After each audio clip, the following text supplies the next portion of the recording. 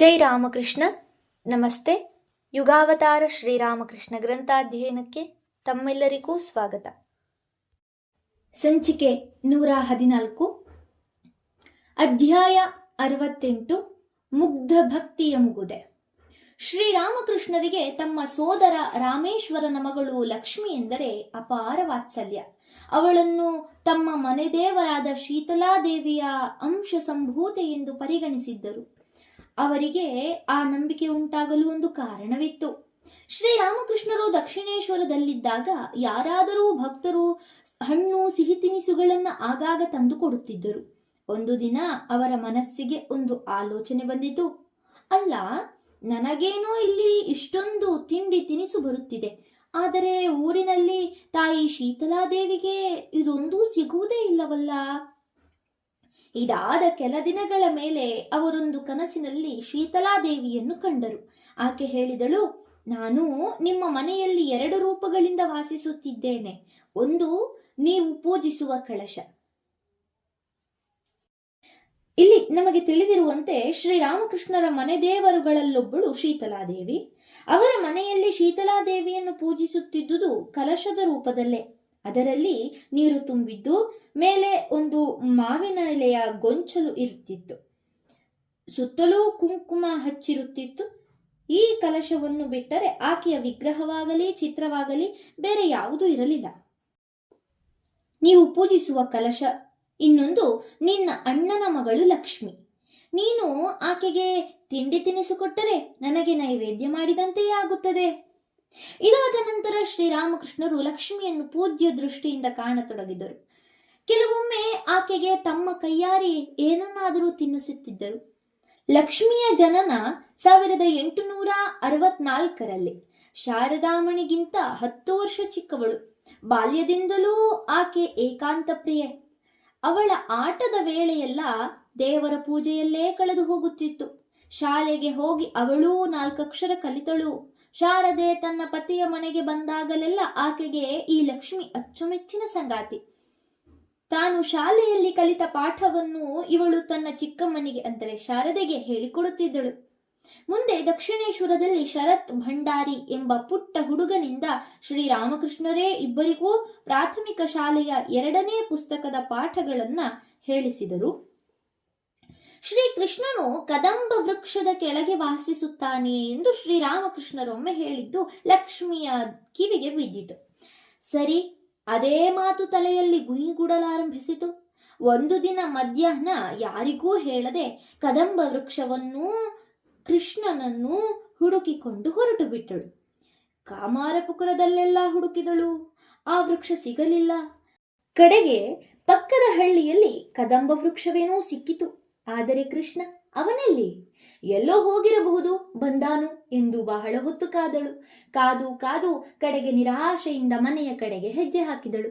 ಅವಳನ್ನು ಕಂಡು ಶ್ರೀರಾಮಕೃಷ್ಣರು ಅಚ್ಚರಿಯಿಂದ ಕೇಳಿದರು, ಲಕ್ಷ್ಮಿ, ಎಲ್ಲಿಗೆ ಹೋಗಿದ್ದೀಯಮ್ಮ ಇಷ್ಟು ಹೊತ್ತು? ಚಿಕ್ಕಪ್ಪ, ಅವತ್ತು ನೀವು ಹೇಳಲಿಲ್ಲವೇ ಕೃಷ್ಣ ಕದಂಬ ವೃಕ್ಷದ ಕೆಳಗೆ ಇರುತ್ತಾನೆ ಅಂತ? ಅದಕ್ಕೆ ನಾನು ಕದಂಬ ವೃಕ್ಷವನ್ನು ಹುಡುಕುತ್ತಾ ಹುಡುಕುತ್ತಾ ಪಕ್ಕದ ಹಳ್ಳಿಗೆ ಹೋಗಿದ್ದೆ. ಅಲ್ಲಿ ಅವನಿಗಾಗಿ ಎಷ್ಟು ಹೊತ್ತು ಕಾದೆ ಗೊತ್ತಾ? ಆದರೂ ಅವನು ಬರಲೇ ಇಲ್ಲ. ಓ, ನೀನು ಕೃಷ್ಣನನ್ನು ಹುಡುಕಿಕೊಂಡು ಹೋಗಿದ್ದೇನು? ಭಲೆ, ಬಹಳ ಒಳ್ಳೆಯದು. ಅವನು ನಿಜಕ್ಕೂ ಕದಂಬ ವೃಕ್ಷದ ಕೆಳಗೆ ಇರುತ್ತಾನಮ್ಮ. ಅವನನ್ನು ನೀನು ನೋಡಬಹುದು. ಆದರೆ ಆ ವೃಕ್ಷವಿರುವುದು ಮಾತ್ರ ಹೊರಗೆಲ್ಲೂ ಅಲ್ಲ, ಅದಿರುವುದು ನಿನ್ನೊಳಗೆ. ಭಕ್ತಿಯಿಂದ ಅವನನ್ನು ಪ್ರಾರ್ಥಿಸಿಕೊಂಡರೆ ಅವನು ಖಂಡಿತ ಕಾಣಿಸಿಕೊಳ್ಳುತ್ತಾನೆ.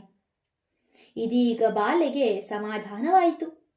ಲಕ್ಷ್ಮಿಯ ಮುಂದಿನ ಜೀವನವೂ ಅತ್ಯಂತ ವಿಶೇಷವಾದ ಪವಿತ್ರ ಜೀವನ. ಅದನ್ನು ಹೆಚ್ಚು ವಿವರವಾಗಿ ಪರಿಶೀಲಿಸುವುದು ಪ್ರಸ್ತುತವಲ್ಲವಾದ್ದರಿಂದ ಆಕೆಯ ಜೀವನಕ್ಕೆ ಸಂಬಂಧಿಸಿದ ಕೆಲವೇ ಅಂಶಗಳನ್ನು ಇಲ್ಲಿ ನೋಡಬಹುದಾಗಿದೆ. ಶ್ರೀರಾಮಕೃಷ್ಣರ ಆಲೋಚನೆಯ ಧಾಟಿಯು ಲೋಕದ ಇತರರಿಗಿಂತ ಅತಿ ವಿಭಿನ್ನವೆಂಬುದನ್ನು ನಾವು ಚೆನ್ನಾಗಿ ಬಲ್ಲೆವು.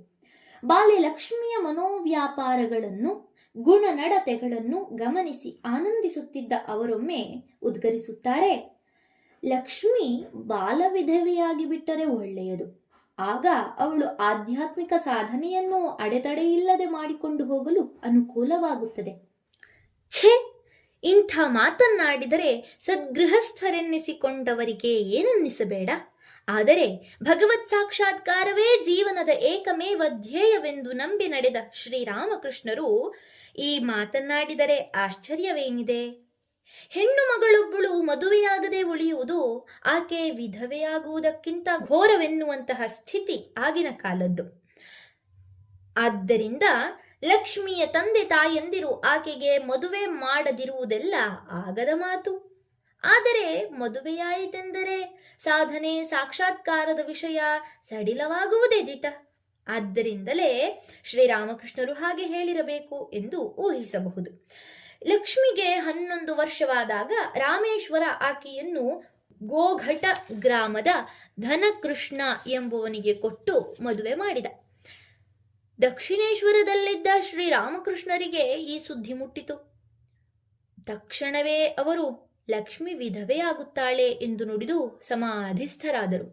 ಬಳಿಯಲ್ಲಿದ್ದ ಹೃದಯ ಬೆಚ್ಚಿಬಿದ್ದ. ಶ್ರೀರಾಮಕೃಷ್ಣರಿಗೆ ಬಾಹ್ಯಪ್ರಜ್ಞೆ ಮರಳಿದೊಡನೆ ಆತ ಉದ್ವಿಗ್ನತೆಯಿಂದ ಕೇಳಿದ, ಮಾವ, ನಿನಗೆ ಲಕ್ಷ್ಮಿಯನ್ನು ಕಂಡರೆ ಅಷ್ಟೊಂದು ಪ್ರೀತಿ ವಾತ್ಸಲ್ಯ, ಅಂಥದರಲ್ಲಿ ಅವಳ ಮದುವೆಯ ಸುದ್ದಿ ಕೇಳಿ ನೀನು ಆಶೀರ್ವಾದ ಮಾಡುವುದನ್ನ ಬಿಟ್ಟು ಇದೇನೋ ಅಪಶಕುನ ನುಡಿದು ಬಿಟ್ಟೆಯಲ್ಲ, ಹೀಗೇಕೆ ಮಾಡಿದೆ? ನನ್ನ ಕೈಲಿ ಏನಿದೆಯಪ್ಪ, ಜಗನ್ಮಾತೆಯೇ ನನ್ನ ಮೂಲಕ ಹಾಗೆ ಹೇಳಿದಳು. ನೋಡು, ಲಕ್ಷ್ಮಿ ಇದ್ದಾಳಲ್ಲ, ಅವಳು ಶೀತಲಾದೇವಿಯ ಅಂಶಿಕ ಅವತಾರ. ಆದರೆ ಅವಳ ಗಂಡನಾದವನು ಒಬ್ಬ ಸಾಧಾರಣ ಮನುಷ್ಯ. ಅವರಿಬ್ಬರೂ ಒಟ್ಟಿಗೆ ಜೀವಿಸುವುದು ಸಾಧ್ಯವಿಲ್ಲದ ಮಾತು. ಮದುವೆಯಾಗಿ ಕೆಲವು ತಿಂಗಳು ಕಳೆಯಿತು. ಧನಕೃಷ್ಣ ಕಾಮಾರಪುರಕ್ಕೆ ಬಂದು ಲಕ್ಷ್ಮಿಯನ್ನು ಕಂಡು ತಾನು ಯಾವುದಾದರೊಂದು ಊರಿನಲ್ಲಿ ಕೆಲಸಕ್ಕೆ ಸೇರಿಕೊಳ್ಳಲು ಹೋಗುವುದಾಗಿ ಹೇಳಿ ಹೊರಟ. ಆದರೆ ಅದಾಗಿ ವರ್ಷಗಳೇ ಉರುಳಿದರೂ ಅವನು ಹಿಂದಿರುಗಲೇ ಇಲ್ಲ. ಅವನ ಬಗ್ಗೆ ಯಾವ ವರ್ತಮಾನವೂ ದೊರೆಯಲಿಲ್ಲ. ಕೊನೆಗೆ 12 ವರ್ಷಗಳ ಬಳಿಕ ಹಿಂದೂ ವಿಧಿಯಂತೆ ಅವನ ಮನೆಯವರು ಅವನ ಶ್ರಾದ್ದ ಕರ್ಮ ಮಾಡಿದರು. ಲಕ್ಷ್ಮಿಗೆ ಅವಳ ಗಂಡನ ಮನೆಯಿಂದ ಆಸ್ತಿಯ ಒಂದು ಭಾಗ ದೊರೆಯಬೇಕಿತ್ತು. ಆದರೆ ರಾಮಕೃಷ್ಣರು ಅವಳಿಗೆ ಅದನ್ನು ನೀನು ತೆಗೆದುಕೊಳ್ಳಬೇಡ ಎಂದು ಹೇಳಿದರು. ಅದರಂತೆ ಅವಳು ತನ್ನ ಪಾಲಿಗೆ ಬಂದದ್ದನ್ನು ಗಂಡನ ಮನೆಯ ಇತರರಿಗೆ ಹಂಚಿಬಿಟ್ಟಳು. ಧನಕೃಷ್ಣ ಮನೆ ಬಿಟ್ಟು ಹೋದ ಮೇಲೆ ಲಕ್ಷ್ಮಿ 3 ವರ್ಷ ಕಾಮಾರಪುರದಲ್ಲೇ ಇದ್ದು ಬಳಿಕ ದಕ್ಷಿಣೇಶ್ವರಕ್ಕೆ ಬಂದು ಬಿಟ್ಟಳು. ಆಗ ಅವಳಿನ್ನೂ 14 ವರ್ಷದ ಸುಂದರ ಬಾಲಕಿ. ಆಗ ಶ್ರೀರಾಮಕೃಷ್ಣರು ಆಕೆಗೆ, ನೀನು ನಿನ್ನ ಪಾಲಿನ ಮನೆಗೆಲಸಗಳನ್ನೆಲ್ಲ ಮಾಡು ಮತ್ತು ಪೂಜೆ ಜಪಾದಿಗಳನ್ನು ಮಾಡಿಕೊಂಡು ನಿನ್ನ ಚಿಕ್ಕಮ್ಮನ ಜೊತೆಯಲ್ಲೇ ವಾಸವಾಗಿರು.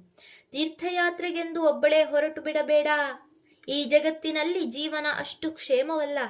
ಎಲ್ಲಿ ಯಾವಾಗ ಏನು ತೊಂದರೆಯಾಗುವುದೋ ಯಾರು ಬಲ್ಲರು ಎಂದು ಆದೇಶ ನೀಡಿದರು.